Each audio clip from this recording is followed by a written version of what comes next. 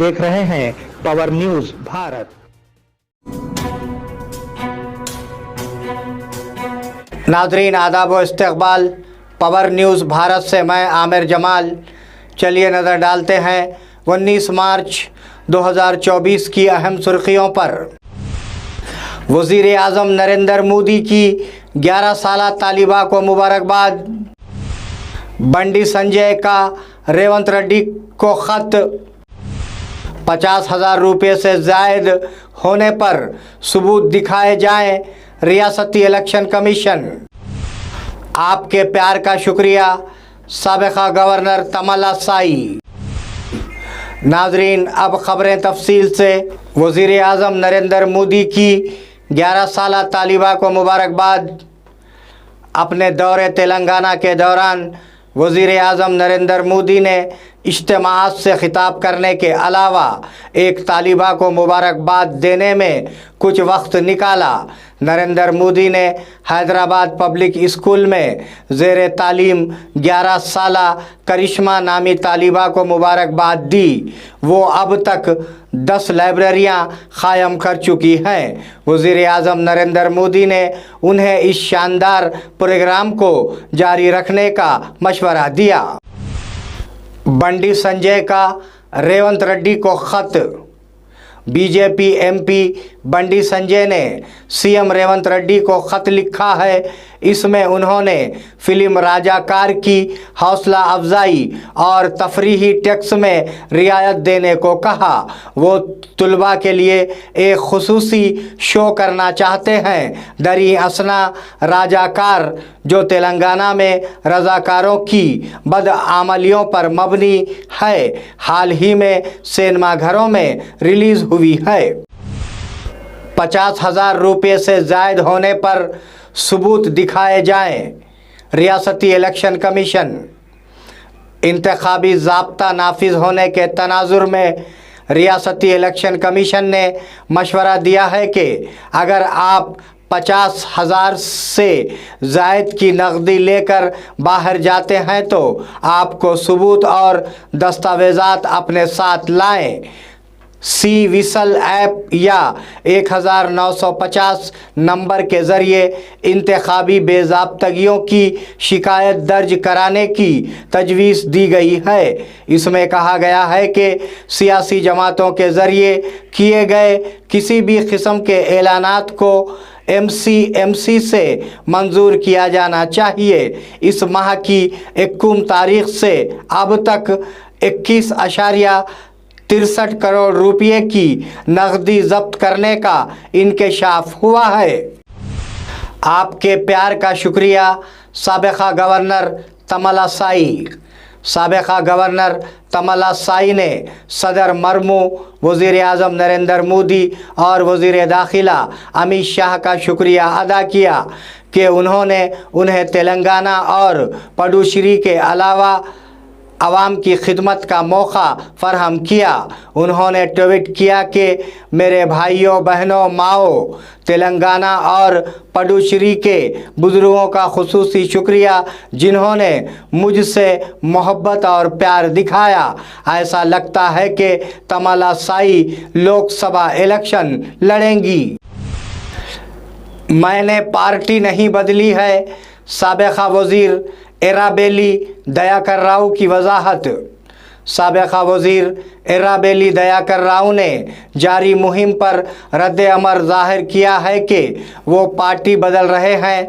मैं पार्टी नहीं बदल रहा हूँ। कुछ लोग ये झूठा प्रोपेगेंडा फैला रहे हैं कि वो बीजेपी में शामिल हो रहे हैं। वो बीआरएस कारकुनों को गुमराह करने की कोशिश कर रहे हैं।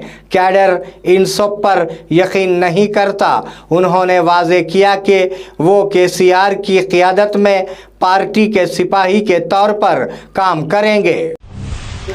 नाजरीन मिलते हैं एक छोटे से वक्फे के बाद, कहीं जाइएगा नहीं।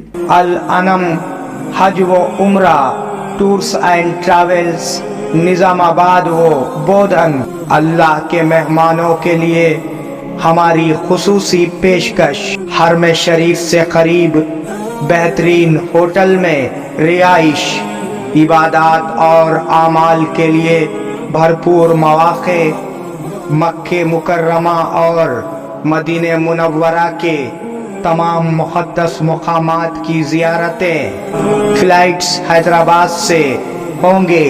आइए इश्क़ व मोहब्बत का सफ़र हमारे साथ अल अनम हज व उम्रा सर्विसेस रब्त क़ायम करें। मोहम्मद इब्राहिम, फ़ोन नंबर 9951401415 के अलावा 8317593943 पर भी रब्त क़ायम किया जा सकता है। नाज़रीन, वक्फे के बाद दोबारा आप सबका खैर मक़दम है। 10,000 रुपये फ़ी एकड़ मुआवजा दिया जाए।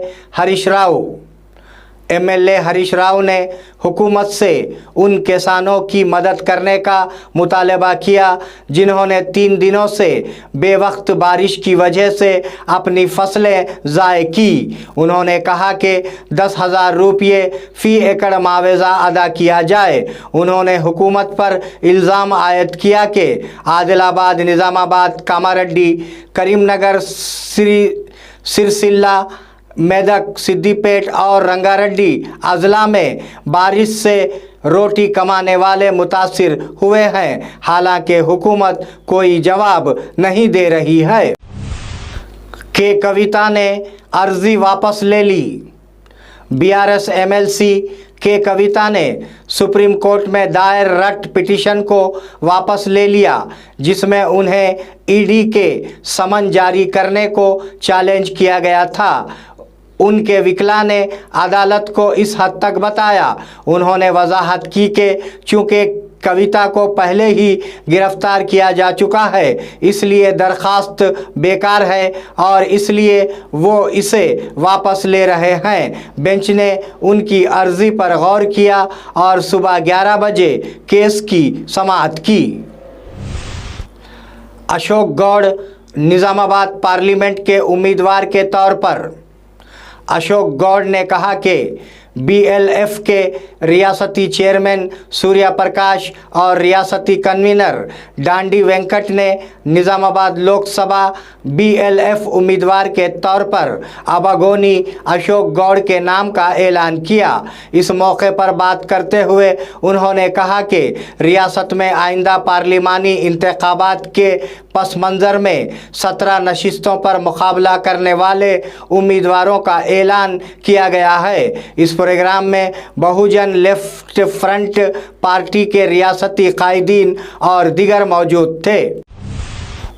निज़ामाबाद में बच्चों की मौत, मां को 5 साल कैद की सज़ा।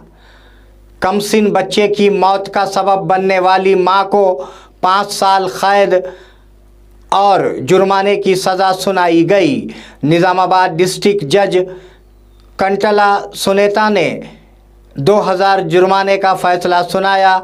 नंदीपेट की अमरता ने 28 फरवरी 2022 को अपने बच्चों को छोड़कर गुटपा नहरों में छलांग लगा दी। एक कांस्टेबल ने उसे बचा लिया, लेकिन बच्चे पानी में डूब गए।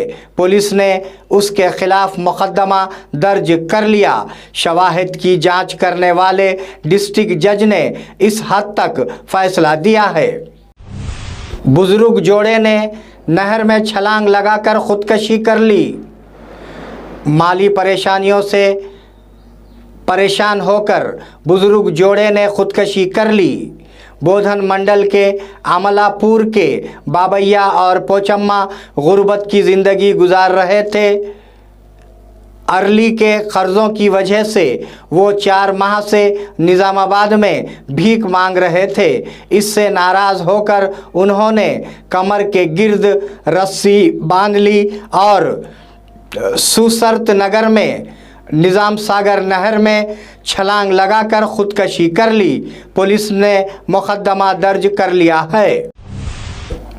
नाजरीन, ये थे 19 मार्च 2024 की अहम खबरें। आप जुड़े रहिए पावर न्यूज़ भारत के साथ। अल्लाह हाफिज़, शब खैर।